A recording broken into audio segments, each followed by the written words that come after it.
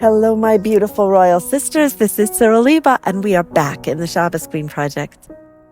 So there was a story circulating around this week that is simply amazing, and you may have heard it.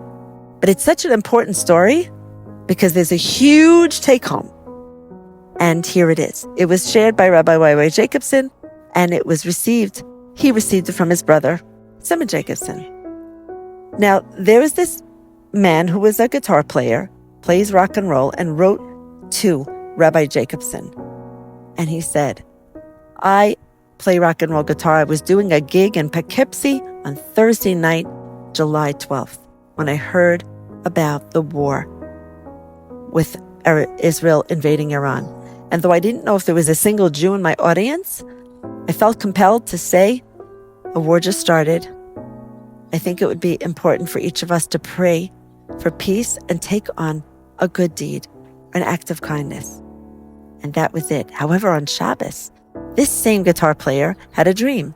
And in that dream, Rabbi Groner, who was the secretary of the Lubavitcher Rebbe, came to him and said, the Rebbe wants you to know that because of what you said, a woman lit Shabbos candles, and her act of Shabbos candle lighting literally rocked the heavens and gave immense help from heaven to everything going on in Iran for the Jews. Now, he was very rocked by this dream, but he chalked it up to a dream. However, the next day he got an email from a woman who said, I hope you don't mind. I found your number. I was at the concert you did on Thursday night. I looked you up and found this. I want to share with you that because of what you said, I lit Shabbos candles this week for the first time in 50 years since my bat mitzvah. Thank you. Whoa. This is epic. The power of one woman's Shabbos candle lighting to really even change the trajectory of this war.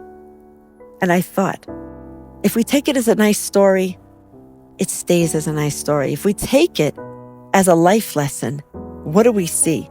One woman lights Shabbos candles the first time in 50 years, and it rocks the heavens and brings incredible Yeshuos to Am Yisrael. What's our take home? Number one, the atomic power of a Shabbos mitzvah is not to be underestimated.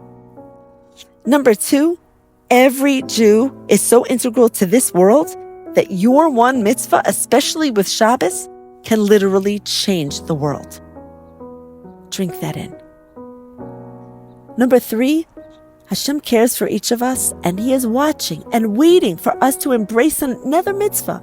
And He's so patient with us. Waiting 50 years is nothing for Him.